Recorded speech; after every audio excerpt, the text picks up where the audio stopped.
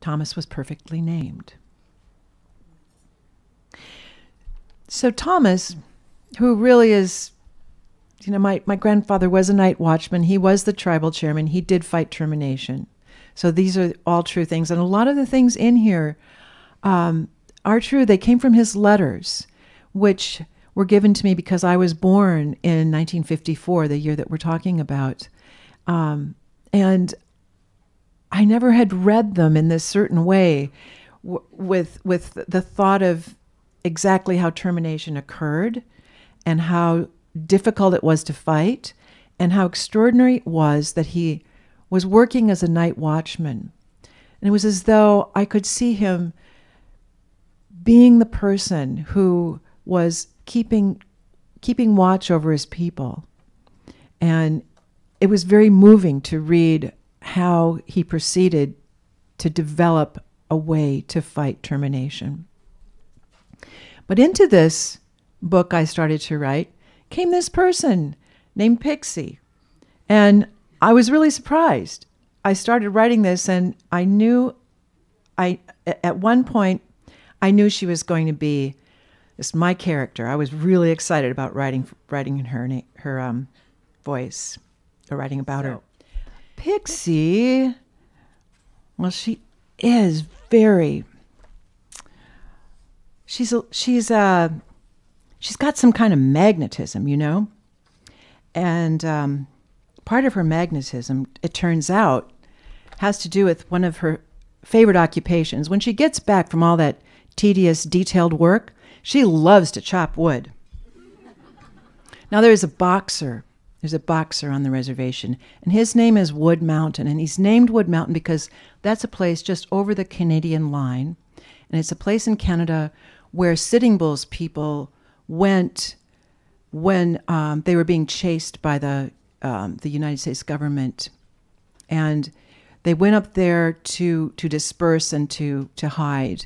And many Dakota and Lakota people stayed up there, and one of the places there is called Wood Mountain. So he's of that tribe, but a lot of people intermarried in with the Turtle Mountain people, which are my people.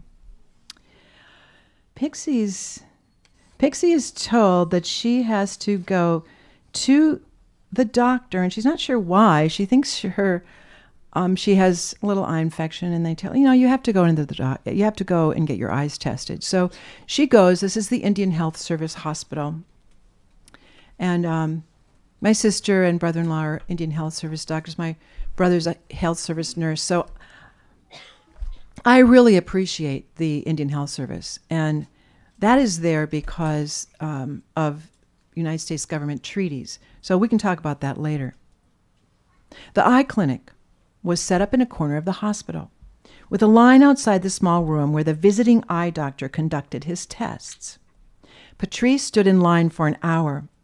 The eye test consisted of charts and lights and cards with black lines. After the doctor wrote down all the results, he lowered a large set of lenses before her face and switched magnifications on each eye until the shapes in front of her resolved. When she was finished, he took a few more notations and informed her that her prescription was not uncommon and that he could fit her with eyeglasses that very day. Eyeglasses? But I don't need eyeglasses.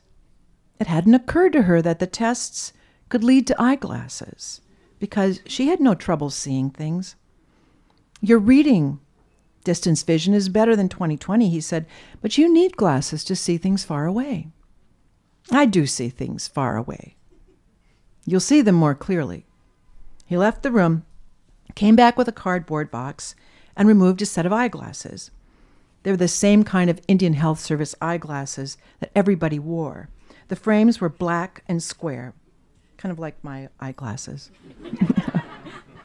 He put them on Patrice's face and made sure the bows fit behind her ears. Now, I look at old pictures in the 50s of all my aunts. They all have that same black eyeglasses, same ones. There, he said, perfect fit. You may take them off to read. The eyeglasses felt heavy on her nose, and she didn't think she would get used to seeing everything framed by black plastic. Patrice walked down the hospital steps, and it didn't seem there was a big difference. Everything seemed absolutely normal, except that when she looked at Wood Mountain, waiting at the bottom of the steps, she could see every detail of his battle-marred face. She could see the expectant hope, the downturn of misery, the love she didn't want him to utter again. As she walked down the steps toward him, she realized that she'd never been able to read people's faces at a distance. She'd never seen their expressions. She hadn't even realized that he looked different now. You couldn't call him handsome anymore because his face was so smashed.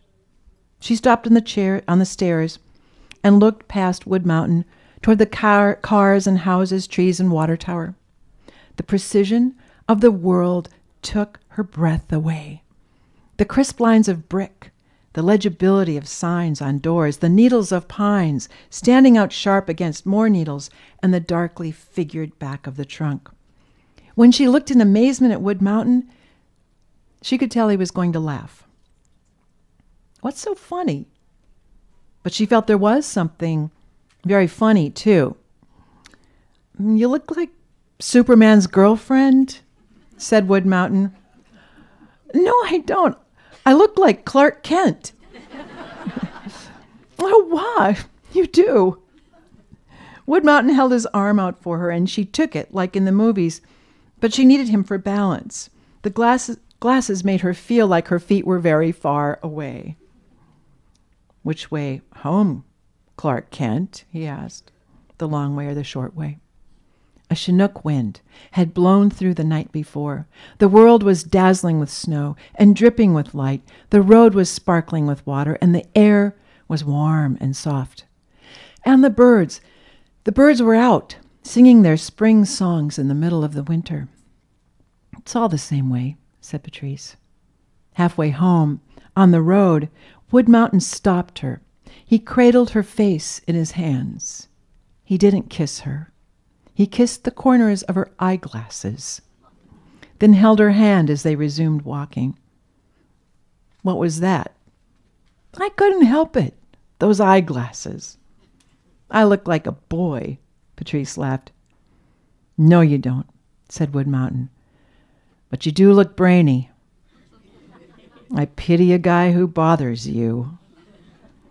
As they continued on, the brilliant snowdrifts threw so much radiance their eyes could not drink it in. Their eyes had to shut some of it out. They could feel the darkness around the edges. Someone had taken a stone boat through the woods, and a trail was packed, so they went down that trail. The blue light enveloped them, a gentler light. Bother me, said Patrice.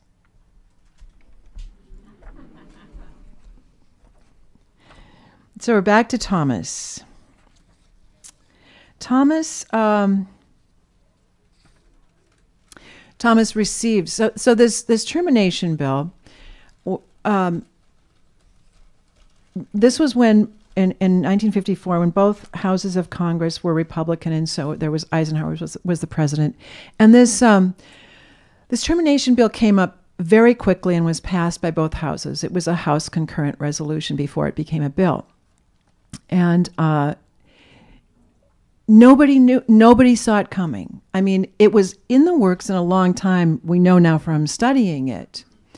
And at the time also, the Commissioner of American Indian Affairs was a man named Dillon S. Meyer. And I don't know if you remember, but he was the person who was in charge of incarcerating the Japanese American people during World War II. So that was what he did and who he was before he became the Commissioner of Indian Affairs. So he knew how to get this rolling. He had already practiced.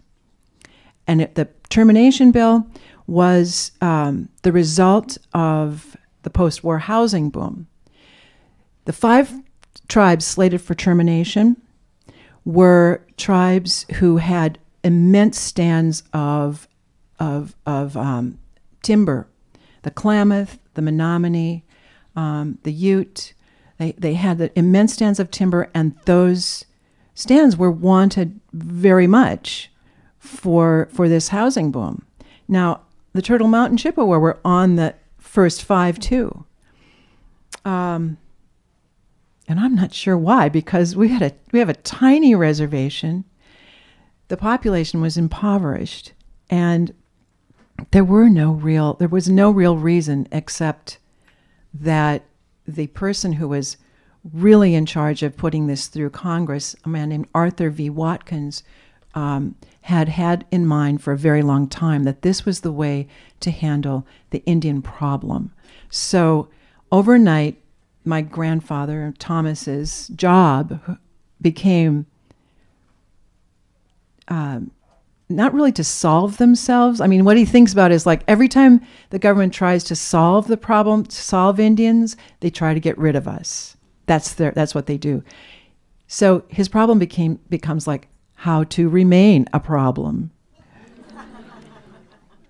And this bill is even hard to get a copy of. I mean, if you look at how our world has our instantaneous communication at the time, people were having to copy things out on onion skin, carbon copies. There was electrostatic copies, but it was very hard to get a copy. And they had to mount their defense in a matter of months. So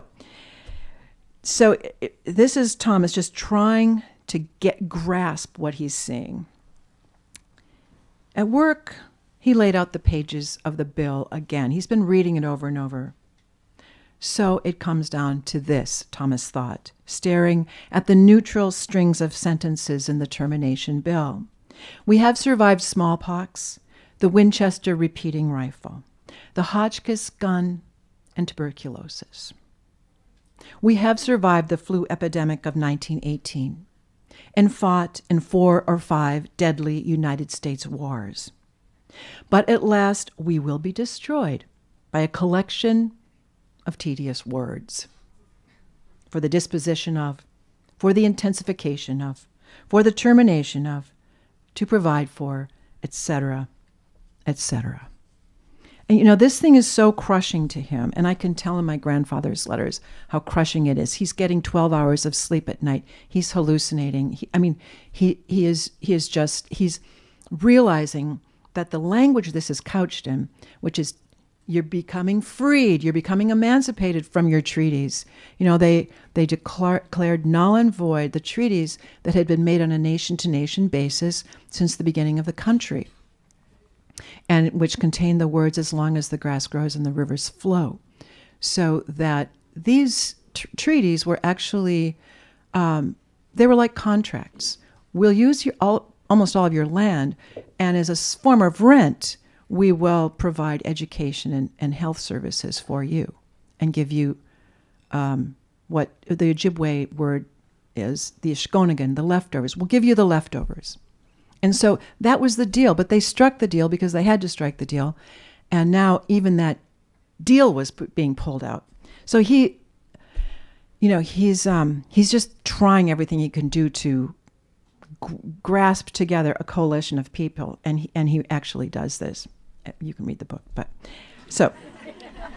he has this wife that he loved, and this is really true too. He absolutely adored my grandmother, and he called her baby doll. She was a very large woman. So I'm going to read this shorter part, and then I'm going to read something to you from the very end of the book. And this is about Thomas's name, Wajashk. That means muskrat, as I said in the beginning. But there's a story that goes along with it. And in Ojibwe culture, when you have a name, an Ojibwe name, you take care of your name. It's a way of taking care of yourself. You take care of that name by sometimes putting out some food and having a feast with people, or asking for the story from your Wayne, the person who named you, and is there to look after you all through your life. And that's what Thomas does. His father's name is Bibun, which means winter. As he did at the change of every season, Thomas gave his father a pinch of tobacco and asked for the story of his name. The story tied them together, as Thomas was named after his grandfather. the original and real Wajashk. In the beginning, said Bibun, the world was covered with water. The Creator lined the animals who were the best divers. First the Creator sent down Fisher, the strongest, but Fisher came up gasping, couldn't find the bottom. Next Mong, the loon, dived under the way they do. Bibun curved his hand. Loon tried but failed. Thomas nodded in appreciation, loving the gestures he remembered from childhood. The hell diver flashed into the water, bragging it would succeed. That hell diver pulled itself deeply down and down, but no. Bibun waited, took in a deep breath. Last, the humble water rat. The Creator called on that one. Wajashk. The little fellow dived down. He took a very long time, and then finally Wajashk floated to the top. He was drowned, but his paw was clenched. The Creator unfolded Wajashk's webbed hands. He saw the muskrat had carried just a little off the bottom. From that tiny paw's grip of dirt, the Creator made the whole earth. Mi'u. That's it, said Bibun. They were sitting outside. Bibun stared at the bright papa leaves, trembling and flashing as they swirled thickly off the branches. Once, the wild prairie had been littered with bones. Bones, thick and white, as far as he could see. He gathered and hauled the buffalo bones with his father, $8 a ton, down at the railroad yard in Devil's Lake. His family had all dived to the bottom to scrape up dirt. But now his son was sitting with him, their chairs tipped back against the whitewashed wall of old logs. The sun struck Bibun's face, no warmth to the light, a sign his own namesake was just over the horizon. I'm an old pinto pony, scrawny and always hungry, and this winter just might do me in, he said. His voice was light, amused. No, said Thomas, no. You have to stick around here, Daddy. I'm a weight around your necks, said Bibun. Don't say that. We need you. I can't even dig a potato. Yesterday I fell over. I'm sending Wade down to stay with you. We need you. Like I said, this thing that's coming at us from Washington, I need you to help me fight it. And now I'm going to read you just the end, about this book. It's about the book. This book is about love, and it's about termination. This book is about what we do when our government betrays us. So I'd like to end with these two sentences as a kind of valediction. If you should ever doubt that a series of dry words in a government document can shatter spirits and demolish lives, let this book erase that doubt. Conversely, if you should be of the conviction that we are powerless to change those dry words, let this book give you heart. Thank you.